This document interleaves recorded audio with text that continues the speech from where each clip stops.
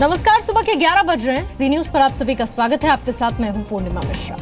ओडिशा से लेकर मध्य प्रदेश तक और मध्य प्रदेश से लेकर उत्तर प्रदेश तक आए दिन कुछ ऐसी तस्वीरें सामने आ रही हैं जो हमें ये सोचने पर मजबूर कर देती हैं कि क्या वाकई हम इंसान कहलाने के लायक हैं? क्या वाकई हमें सभ्य कहलाने का अधिकार है? कहते हैं कि मरने के बाद बीमार होने पर इलाज और मौत के बाद कफन और अंतिम संस्कार हर किसी का अधिकार होता है। लेकिन जरा ये तस्वीरें आप देखिए और आप ये सोचिए कि मौत के बाद जिस समाज ने इनके साथ ऐसा सलूक किया हो, उन्होंने जीते जी इनका क्या हाल किया होगा। पहली तस्वीर जो आप देख रहे हैं वो ओडिशा के मलकानगिरी की है। एक पिता को 6 किलोमीटर तक अपनी बच्ची का शव गोद में लेकर पैदल चलना पड़ा क्योंकि रास्ते में बच्ची की मौत हो गई थी और एम्बुलेंस ड्राइवर ने एम्बुलेंस से इन्हें उतार दिया था। दूसरी तस्वीर भी ओडिशा की है। 24 अगस्त को कालाहांडी में एक शख्स को अपनी पत्नी के शव को घर तक ले जाने के लिए कोई एम्बुलेंस नसीब नहीं हुई और वो कंधे पर पत्नी का शव लादकर घर के लिए निकल पड़ा। साथ में 12 साल की बच्ची भी मौजूद थी। तीसरी तस्वीर ओडिशा के बालासोर की है। 25 अगस्त को 2 लोग एक बांस पर बोरी से बांधकर बुजुर्ग महिला का शव ले जाते नजर आए। बुजुर्ग महिला की ट्रेन से कटकर मौत हुई थी और इसके बाद रेलवे पुलिस ने इस शव के साथ कैसा सलूक किया, उसकी तस्वीर आपके सामने। चौथी तस्वीर आप देख रहे हैं वो मध्य प्रदेश के दमोह की 27 अगस्त की तस्वीर है, जहां पर बस में जा रही एक महिला की बीमारी के चलते मौत हो जाती है तो बस कंडक्टर ने महिला के पति और 5 दिन के नवजात को बीच रास्ते में उतार दिया। इलाका जंगल का था लेकिन किसी ने इसके बारे में नहीं सोचा। तो 5वीं तस्वीर कानपुर की है। 29 अगस्त को एक पिता अपने 12 साल के बेटे को लेकर अस्पताल पहुंचा। इमरजेंसी से उस बच्चे के डॉक्टर के पास जाने के लिए कहा गया। दूरी 250 मीटर थी जिसे पिता ने बीमार बेटे को कंधे पर लादकर पूरी की।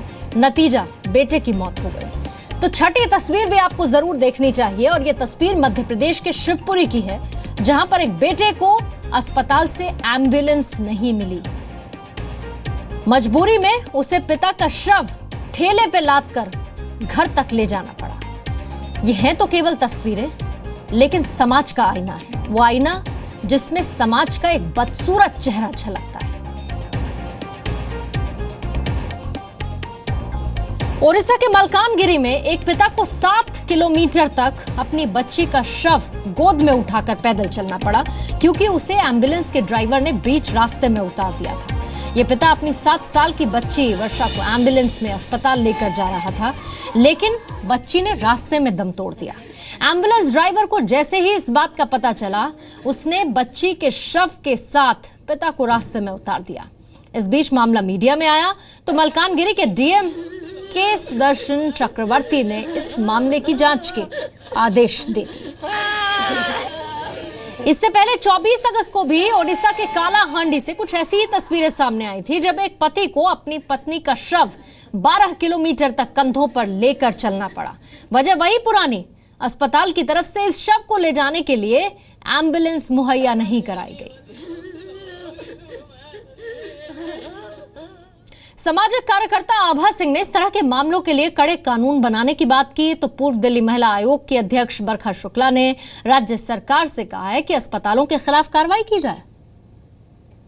बड़े शर्म और दुख की बात है कि एक तरफ भारत इतनी प्रगति कर रहा है कि वो सिक्योरिटी काउंसिल में जाना चाह रहा है, यूएन में जाना चाह रहा है, और दूसरी तरफ उड़ीसा जैसे स्टेट्स में एक पति पहले अपनी पत्नी की लाश 10 किलोमीटर कंधों पे लेके गया और अब कल एक बाप अपनी बेटी को कंधों पे उसकी लाश लेके अस्पताल से घर ले गया उसके अंतिम क्रियाकर्म करने के लिए, क्योंकि उनको कोई एम्बुलेंस नहीं दी गई और उस बेचारे बाप और पति के पास पैसे नहीं थे कि वो एक एम्बुलेंस कर सके। क्या कोई स्टेट नहीं है वहां पे, कोई वेलफेयर सिस्टम नहीं है इस तरह से लोगों को की मदद की जाए? तो मुझे लगता है इसको देखने के बाद, चूंकि अस्पतालों को सिर्फ पैसा कमाने में मतलब है, एक बिजनेस ग्राउंड्स बन गए हैं अस्पताल, इसलिए जरूरी है कि मेडिकल रूल्स में और पुलिस रूल में, पुलिस एक्ट में चेंजेस लाए जाए कि अगर किसी आदमी की या पत्नी की, बच्चे की, किसी भी पुरुष की मृत्यु हो जाती है अस्पताल में तो उसी अस्पताल की जवाबदारी बनती है कि वो उस उस डेड बॉडी को पूरे सम्मान के साथ उस घर में जहां से आया है वहां पर उसको जाकर छोड़कर आए। अफसोस की बात है कि उड़ीसा जैसे राज्य में हालांकि बहुत पिछड़ा हुआ राज्य है, फाइनेंशियली बहुत कमज़ोर है, लेकिन फिर भी लोगों में मानवता इतनी ज़्यादा मर चुकी है कि उनके अंदर ज़रा सा भी इस बात का अफसोस नहीं है या प्यार या हमदर्दी नहीं है। जिस तरह से इस बच्चे को उस एम्बुलेंस वाले ने कि ये जान के कि उसकी डेथ हो गई है और रास्ते में ही उतार दिया, ये अपने आप में बहुत ही शर्म की बात है। और मैं समझती हूँ कि वहाँ उड़ीसा सरकार को इसके ऊपर ध्यान देना चाहिए। और ये अभी लगातार कालाहांडी के बाद ये चौथी पांचवी घटना है जो उड़ीसा में आई है सामने। और इस घटना के सामने आने के बाद कांग्रेस और बीजेपी ने सरकार पर निशाना साधते हुए कहा है कि ऐसे मामलों में बीजेपी सरकार की संवेदनहीनता का पता चलता है। ये जो घटना हुआ ये हमारी प्रशासन और सरकार की हृदयहीनता का एक परिचायक है।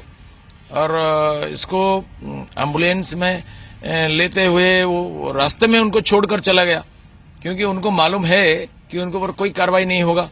अगर ये गणमाध्यम की प्रचार के कारण सरकार बहुत बदनाम हो गई, इसलिए थोड़ा सा जो कार्रवाई हो गया और फिर जनता का स्मृति जब चला जाएगा फिर उनको रिइंस्टेट कर लेंगे। हमें ये पता है कि ऐसा कोई घटना जो सरकार की उदासीनता के कारण होता है, संवेदनहीनता के कारण होता है, एक एम्बुलेंस ड्राइवर ऐसा हिम्मत कैसे कर सकता है, बीच में सबको छोड़कर चला जाएगा। ये हमारी सरकार की या प्रशासन की छवि को मलिन करता है। लेके उसके पिता और माता दोनों लेके जा रहे थे, एम्बुलेंस में सब जा रहा था और उसको रास्ते में उतार दिया गया। इससे आपको पता चलता है कि इस तरह की घटनाएं रोज हो रहा है उड़ीसा में और कोई देखने वाला नहीं है। कोई जिम्मेदारी प्रशासन चल रहा है ऐसा एहसास कोई नहीं कर सकता। एक स्थानत्व है, सरकार चल नहीं रहा कि बराबर है और इसके बारे में कोई भी जानकारी नहीं हो रहा है। मुख्यमंत्री को जो जायजा लेना चाहिए वो नहीं ले पा रहे हैं, मंत्रियों को जो जायजा लेना चाहिए नहीं ले पा रहे हैं। लगता है कि गुलामों की सरकार है और अधिकारियों की सरकार है। राज्यसभा सांसद दिलीप टेके ने कहा है कि जांच के बाद जो दोषी पाया जाएगा सरकार कार्रवाई करेगी। ड्राइवर को बॉडी को उनके गांव तक पहुंचाना था, लेकिन वो पहुंचाया नहीं गया। लेकिन काफ़ी दुख की बात है कि माँ पेरेंट्स बेटी के बॉडी को कैरी करके लेके जा रहे हैं। लेकिन उसके बाद जो सीडीएमओ है या डिस्ट्रिक्ट कलेक्टर्स काफ़ी इमीडिएट एक्शन लिए और उड़ीसा गवर्नमेंट अपने मुख्यमंत्री भी इसके ऊपर प्रॉपर इन्वेस्टिगेशन कहा गया है। और उसके बाद फर्दर जो भी इन्वेस्टिगेट के बाद जो भी और इस पर और ज्यादा बातचीत करने के लिए मेरी सहयोगी स्वाति जैना है इस वक्त फोन लाइन पर।